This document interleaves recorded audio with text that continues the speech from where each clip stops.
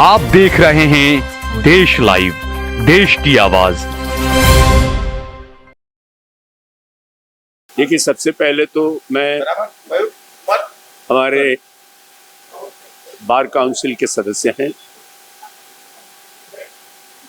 जो मैं खुद भी एक एडवोकेट हूँ। एडवोकेट होने के नाते इन्होंने मुझे बुलाया, आप लोगों के बीच में ला करके बुलाया। मैं इनको धन्यवाद भी करता हूँ और अभिनंदन भी करता हूँ, क्योंकि आज जो बहस हुई है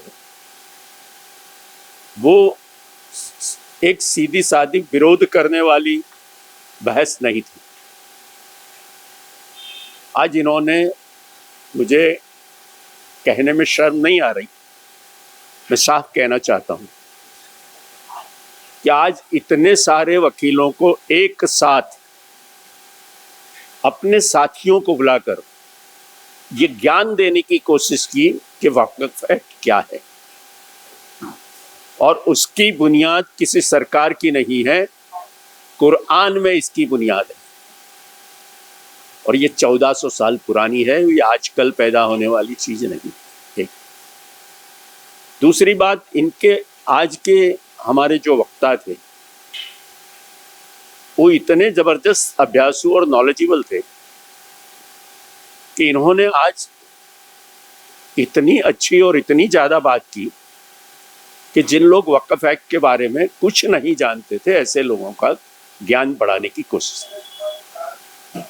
तीसरी बात, ये सबसे बड़ी अनकॉन्स्टिट्यूशनल प्रोविजन बनाने जा रही है, और इसके पीछे इनका मकसद जो है वो पॉलिटिकल, प्योरली पॉलिटिकल, कोई दूसरा कोई मकसद नहीं। क्योंकि इन्होंने इससे पहले तलाक की, 3 तलाक की बात किया, कोई फायदा नहीं। कॉमन सिविल कोड की बात की, कोई फायदा नहीं। नागरिकत्व की बात की, कोई फायदा नहीं हुआ। इन्होंने राम मंदिर बनाया, कोई फायदा नहीं। अब इनका नजरिया सिर्फ एक बात पर है कि कोई ऐसा काम करो जिसको लेके पूरे देश में नाइतफाकी पैदा हो जाए, देश का माहौल बिगड़ जाए। ये इनके बद इरादे हैं। आप लंबे वक्त तक कांग्रेस में, सवाल ये है कि अगर ये बिल आ जाता है तो क्या जो एनडीए वाली सरकार है उसको दिक्कत होगी? उसकी सहयोगी दल है जैसे नीतीश कुमार है, इन लोगों को सेकुलर माना जाता है। देखिए, एक बात समझ के चलें कि आज जो सरकार है वो एनडीए की सरकार है, बीजेपी की सरकार है। और एक बात ये बहुत साफ है और ये सभी लोग जानते हैं, इन्होंने शिरोमणि गुरुद्वारा प्रबंधक कमेटी वाले जो थे, पंजाब के नेता, उनको निगल लिया पहले। उसके बाद इन्होंने शिवसेना को भी खत्म करने की कोशिश की। जितने छोटे दल हैं इनको ये निगलने की कोशिश हमेशा से करते आए, और ये नीतीश कुमार भी जानते हैं, चंद्रा बाबू भी जानते हैं,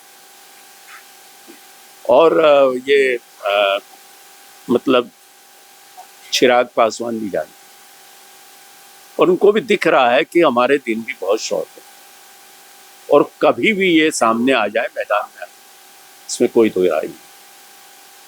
दूसरी बात ये भी है कि अब भाजपा में भी नाइतफाकियां बहुत ज्यादा है, तो आरएसएस भी आपस में बहुत डिफरेंस ओपिनियन खड़े हो चुके हैं, तो वो अपना खुद का दल भी अभी तो सेफ नहीं है। अभी आपने देखा होगा हरियाणा के चुनाव के अंदर क्या हो रहा है, झारखंड में क्या होने वाला है, कश्मीर में क्या होने वाला है, सब बातें साफ।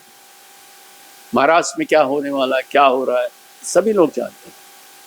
तो कोई इसको बचा सके ऐसी कोई स्थिति नहीं है। तो अब आखिरी मामला इनको ये देख रहा है कि देश में ऐसा माहौल पैदा हो जाए जिसको लेकर के फिर एक बार इनको किसी तरह की राजनीतिक सफलताएं।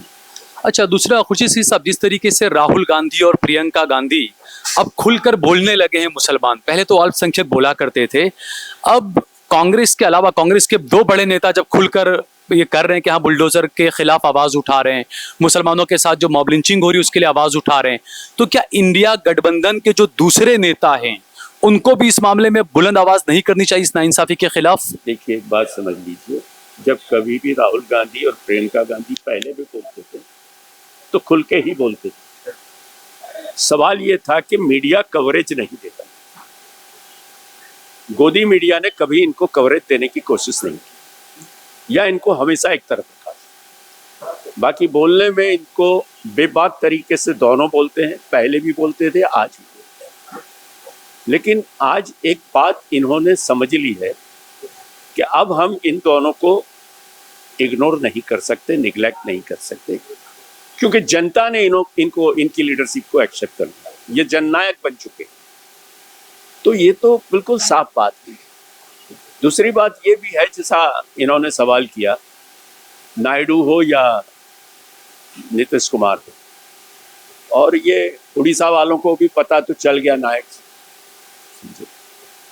तो अब इनके साथ कोई टिकने वाला है ऐसा मैं मानता नहीं, और कभी ना कभी इनको बाहर तो आना ही है। कम से कम अपने आप को बचाने के लिए, अपनी स्किन बचाने के लिए भी बाहर तो आए, वरना और मैं नहीं समझ रहा कि अब ये कोई लंबा इनका खेल चले।